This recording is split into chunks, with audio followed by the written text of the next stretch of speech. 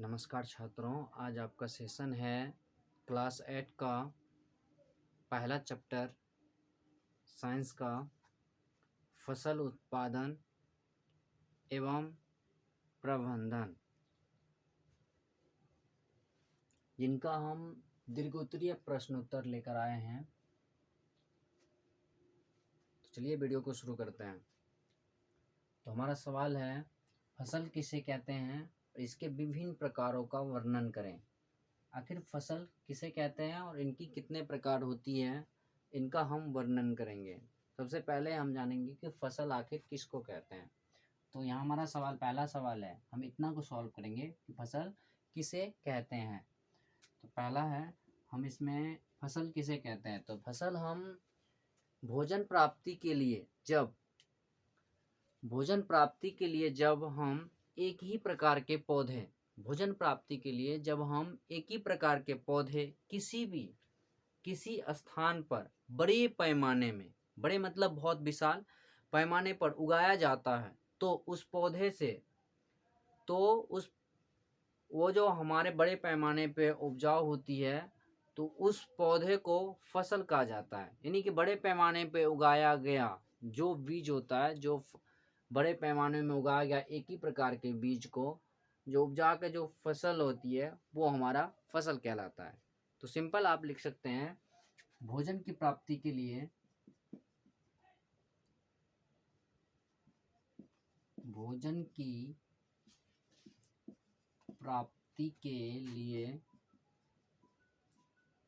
जब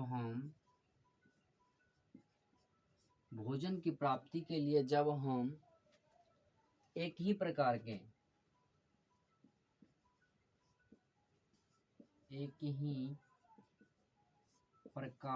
के भोजन की प्राप्ति के लिए एक ही प्रकार के पौधे को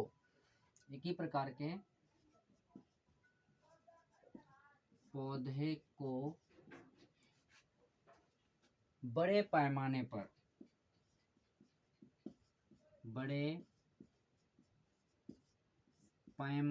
पर उगाया जाता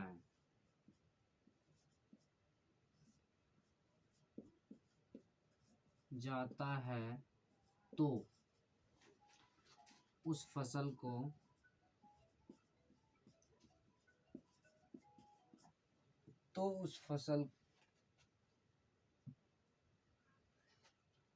बड़े पैमाने पर उगाया जाता है, तो उसे फसल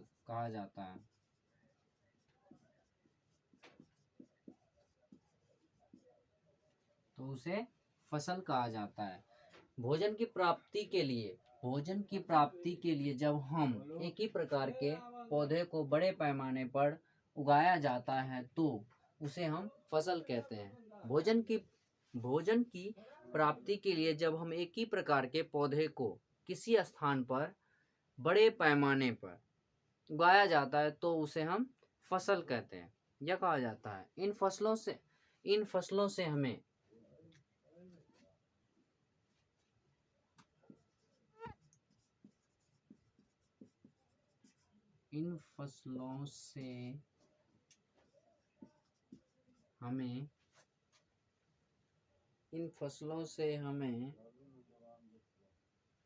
भोजन की प्राप्ति होती है।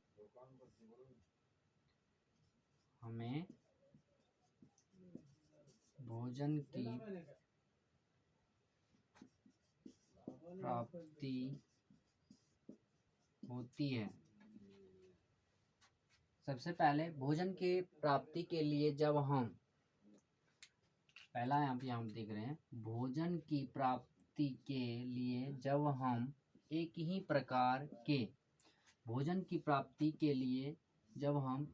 प्रकार के पौधे को बड़े पैमाने पर उगाया जाता है, तो उसे हम फसल कहते हैं। इन फसलों से हमें भोजन की प्राप्ति होती है, जो हम खाते हैं उनकी प्राप्ति होती है। तो मानव तथा अन्य जीवों के शरीर के लिए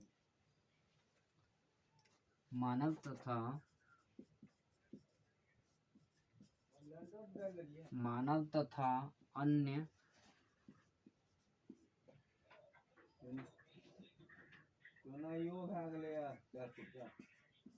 जीवों के शरीर के लिए मानव तथा अन्य जीवों के शरीर के लिए आवश्यक पोषक तत्व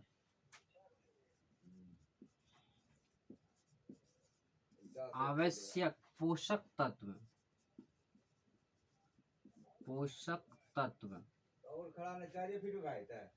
आवश्यक पोषक तत्व जो होते हैं वो कुछ ऐसा होता है कि जैसे हमारे शरीर या अन्य किसी जो जीवित प्राणी है उसको अपने शरीर को स्वस्थ रखने के लिए कुछ आवश्यक पोषक तत्व होते हैं। जो पहला होता है कार्बोहाइड्रेट, प्रोटीन, वसा, विटामिन्स, खनिज। इस प्रकार के जो पोषक तत्व होते हैं जो हमारे शरीर को हष्ट पुष्ट रखते हैं, तो वो हमारे शरीर को आवश्यक होती है। जैसे पहला कार्बोहाइड्रेट, हमारे तो पोषक तत्व आवश्यक पोषक तत्व शरीरों के लिए आवश्यक पोषक तत्व निम्न है। तो पहला होता है कार्बोहाइड्रेट।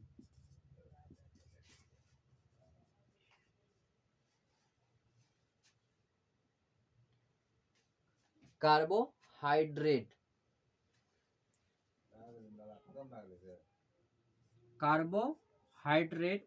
दूसरा होता है प्रोटीन।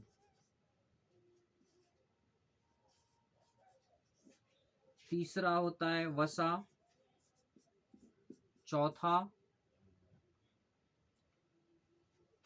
कार्बोहाइड्रेट, प्रोटीन, वसा। चौथा होता है विटामिन्स।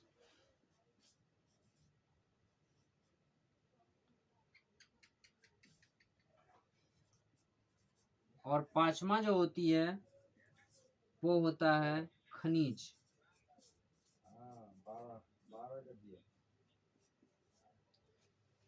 ये 5 प्रोटीन होते हैं जो हमारे शरीर को हष्ट पुष्ट रखने के लिए बहुत ही ज्यादा आवश्यक होती है। तो पहला हम आज की सेशन में समझे फसल किसे कहते हैं। तो भोजन की प्राप्ति के लिए जब हम एक ही प्रकार के भोजन की प्राप्ति के लिए जब हम एक ही प्रकार के पौधे को किसी स्थान पर बड़े पैमाने में उगाया जाता है तो उसे हम फसल कहते हैं।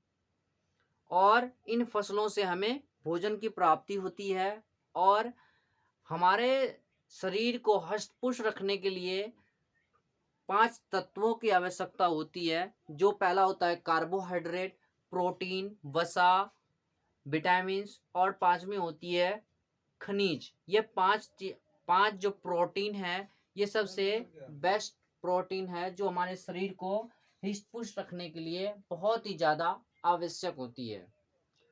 तो आप समझ गए कि फसल किसे कहते हैं और इनके विभिन्न प्रकारों का वर्णन करें। तो फसल किसे कहते हैं, तो फसल तो आप जान गए कि फसल किसी बड़े पैमाने पे लगाया गया बीज से उपजाया हुआ उपजाऊ, यानी कि जो उपजाया हुआ भोजन होते हैं वो हमारा फसल होता है। और फसल से हमें भोजन की आवश्यक प्राप्ति होती है। जो हम फसल उगाते हैं उनसे हमें भोजन मिलती है। उन भोजनों में जो हमारे जीव या अन्य जीवों को सबसे जरूरत प्रोटीन होती है वो हमें इन्हीं भोजन से प्राप्ति होती है। जो पहला है कार्बोहाइड्रेट, प्रोटीन, वसा, विटामिन्स और 5वां खनिज। ये 5 चीज हमारे शरीर को बहुत ही जरूरत यानी कि आवश्यक होती है। तो चलिए यहाँ तक अगर समझ गए तो इससे अगले पार्ट में लेकर आऊँगा बहुत ही जल्द, अगला पार्ट 2 में। तब तक आप अगर हमारे चैनल पे अभी तक नए हैं तो चैनल को सब्सक्राइब और वीडियो को लाइक कमेंट करना ना भूलें। अगर आप इस सेशन को अब बेहतर तरीके से समझें तो आप अपने फ्रेंडों को भी इस वीडियो को शेयर करें ताकि वो अभी अपने घर पे इसे बेहतरीन तरीके से पढ़ सकें। चलिए इन क्लास को इसी टॉपिक के साथ मैं इसे ख़त्म करता हूँ, और अगली पार्ट 2 सेशन आपके निर्धारित समय पे मैं फिर लेकर आऊँगा, जल्द आऊँगा। तब तक के लिए नमस्कार।